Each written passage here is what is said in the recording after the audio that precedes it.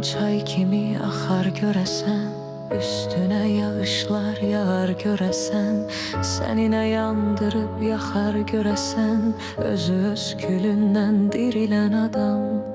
Kalbini semaya açabilərsən, içinden min ışık saçabilərsən, ne kadar bacarsan kaçabilərsən, günahın elinden dirilen adam.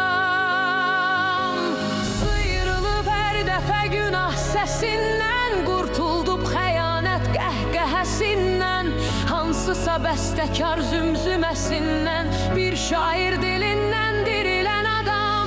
Keser gecelerin kederle birge, ümidin yaranar qəhərlə birge, oyanıp kalkarsan seherle birge, güneşin içinden dirilen adam.